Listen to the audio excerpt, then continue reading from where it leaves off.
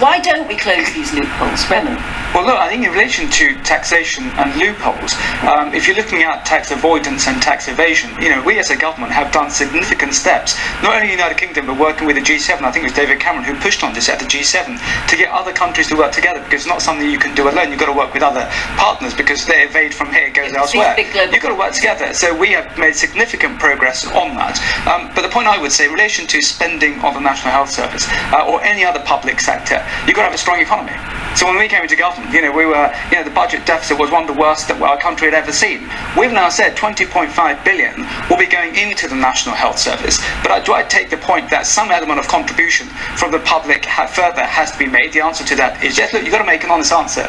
Where is the money going to come from? I can't sit here and say yes. This money is not going to come from some element of public taxation. Of course it is. But what it is, how much it is, there's an autumn statement budget coming up, and more detail will come on that. But that was for the National Health Service. But National Health Service does not simply work by itself. You have to address adult social care, which is massive. I've got parents. Everyone's got parents. We're all going to get old. People want dignity and respect. And if you're going to have that, you've got to have serious discussions in relation to how you can provide it. I think what some are doing, and I think the United States do it as well, and the University of Canterbury Christ Church, is physician assistants. I think it's where you have one below a doctor. They deal with all the non-prescribing patients who need to be seen. So you have quickly, speedily see individuals, and if they need to see a doctor, they do it.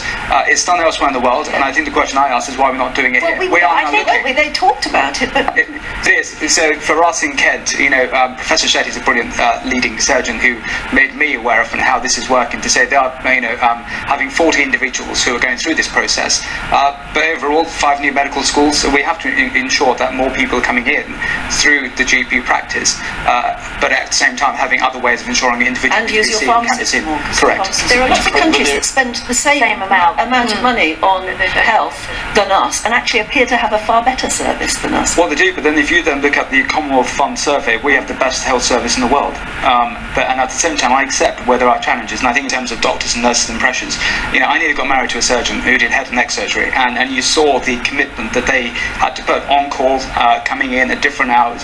So you see, the great work they do and the challenges, and we have to work with them.